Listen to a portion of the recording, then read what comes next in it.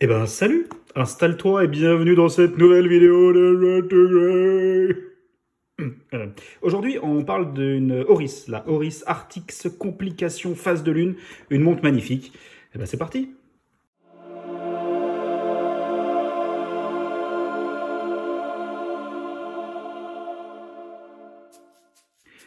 Eh bien, salut. Alors, avant de commencer cette vidéo sur la Oris, petite mise à jour sur la Mido, sur laquelle j'ai changé le bracelet. Je te montre ça vite fait. Donc, Mido, elle a fait sa première plongée, on se détend dans une piscine, hier. Jusqu'à présent, j'avais le bracelet en cuir et j'ai commandé ce rubber boucle déployante que je trouve absolument magnifique avec le système de spécial combi de plongée, tu vois. Je plonge pas, hein, mais en tout cas, j'ai le système. Et du coup, bah, je me suis débrouillé, je suis assez fier de moi, je l'ai coupé tout seul, comme un grand. On va voir, donc c'est pas extrêmement précis, mais voilà, je voulais pas aller en bijouterie pour faire ça. Et donc, bah, en fait, ça se fait bien. Donc, si jamais, du moment où tu sais changer un bracelet et que tu as une paire de ciseaux, bah, en fait, tu sais couper ton rubber et c'est toujours bon à savoir. Et donc, bah, voilà, première plongée hier. Je sais pas si ça te fait ça, toi, mais ces montres, donc moi, j'en utilise très peu, hein, même si j'en ai plusieurs qui sont censés être étanches, j'en utilise très peu dans l'eau réellement. Et bah, en fait, il y a toujours ce petit a priori avant de la balancer dans la flotte nonchalamment et de voir si elle va survivre. Et a priori, elle s'en est très bien sortie. Donc, tout est sous contrôle.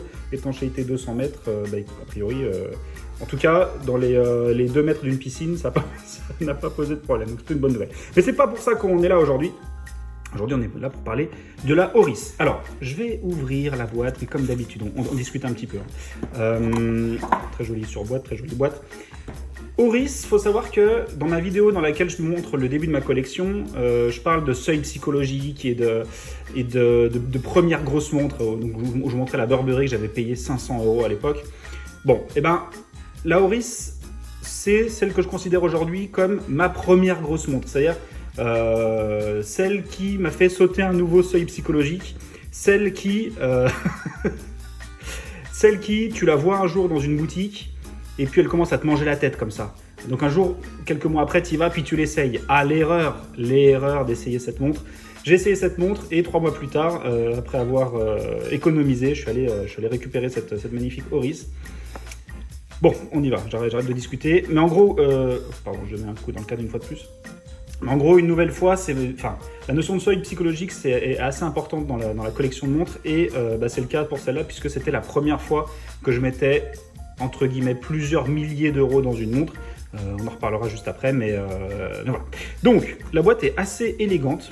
C'est vrai que moi, je suis assez attaché à tout ce qui est expérience d'achat autour de l'objet, autour de la montre, donc tout ce qui est autour. Et donc, la boîte est vraiment cool. Avec ici, hop, comme d'hab, on va vraiment faire le tour. Un petit, je sais pas comment on peut appeler ça, une boîte. C'est la boîte qui permet de mettre la carte de garantie. Là, ils mettent extend your warranty, you know. En fait, tu vas sur le site, tu rentres le numéro de série de ta montre et ils te mettent 1 an de plus de garantie. C'est assez cool. Garantie internationale. Et donc là, le manuel d'utilisation qui est joliment emballé. Voilà. On va voir qu'il peut être utile ce manuel d'ailleurs, puisque c'est une montre assez spécifique en termes de complications. Et la boîte, c'est rigolo, la boîte ils l'ont mise un peu à l'envers en fait, c'est-à-dire qu'elle est dans ce sens-là, mais elle s'ouvre comme ça, ils ont mis le truc comme ça, enfin bref, j'avais jamais vu ça. Hop, on enlève un peu le bazar, et on regarde la bête. Wow.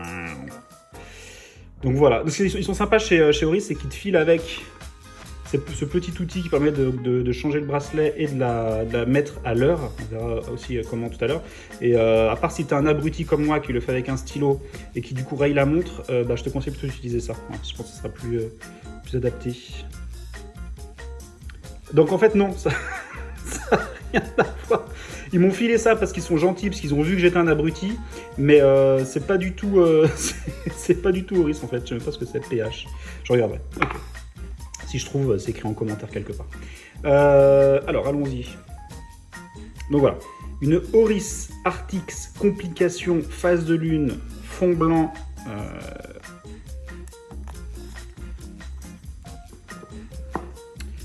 Beaucoup de choses à dire sur cette montre. Bon, alors, outre le fait que je la trouve absolument magnifique, c'est une des montres les plus habillées que j'ai. En termes de largeur, on est sur du 42 mm, donc c'est une montre assez imposante. En fait, ils en font une autre un petit peu plus petite avec le cadran, le guichet de phase de lune en haut. Et je l'avais essayé, je l'avais trouvé trop petite à mon poignet. J'avais à ce moment-là une habitude de porter des montres un peu plus larges. Donc j'ai essayé celle-là, elle était un petit peu plus chère. Et écoute, hein, qu'est-ce que tu veux, on économise un peu plus. Et puis on est parti avec celle-là. Donc les magnifiques index appliqués. On est sur du verre saphir sur le devant. Et derrière, ça par contre, c'est un verre minéral. Voilà. Cuir, évidemment. Elle était montée sur un bracelet en cuir marron. Et lors de l'achat, j'ai demandé si on pouvait l'échanger contre un bracelet noir. Je trouvais ça plus discret. Donc on a fait ça. Et très sympa de leur part. Ils m'ont mis le bracelet noir à la place. Et je trouve que ça lui va très bien. En termes de mouvement, on est sur du... Alors ils appellent ça du Oris 915. En réalité, c'est un Sellita SW200-1 qu'on retrouve à peu près partout. Et en termes de tarifs, c'est une montre qui est affichée en prix public à 2600 €. Quand même. Quand même, mais après, c'est toujours pareil. Qu'est-ce qu'on a pour ce prix-là? On a un joli Sellita. Alors oui, certains diront qu'il vaut mieux peut-être un ETA, mais, ou un Valjoux, sans doute. Mais bon, toujours est-il que c'est un tracteur qui fonctionne bien, et sur une montre comme ça, avec plusieurs complications, on est content d'avoir un truc fiable avec lequel on ne va pas prendre trop de risques. Voilà. On a sur les côtés 4 petits poussoirs. Donc ici, en fait, c'est des poussoirs, ça, qui permettent de faire la mise à l'heure. Je ne sais plus dans quel sens. Si, c'est ça, c'est jour, mois, date et lune, je crois. Je crois que c'est ça. Et donc, on peut voir ce détail, cette phase de lune, avec l'inscription grande lune. En fait, moi, je voulais absolument une phase de lune. Pour avoir des montres avec une véritable phase de lune, donc je parle pas d'une sun and moon, vraiment une phase de lune, on arrive tout de suite dans des tarifs, si on veut une montre un petit peu reconnue, on arrive tout de suite dans des tarifs autres. Donc en gros, ça là, c'était vraiment le bon compromis. Les finitions sont impeccables. Attends, on va même se permettre de regarder le fond de boîte, hop, puisqu'on peut le faire. Tchac. Donc Oris ne fait que des montres automatiques à ma connaissance, et donc il y a toujours cette masse oscillante qui est peinte en rouge en fait, et c'est vraiment chouette. Donc le fond est vissé. Et donc voilà, en termes de complications, comme on vient de le voir, jour, date, heure évidemment, seconde et lune. La phase de lune.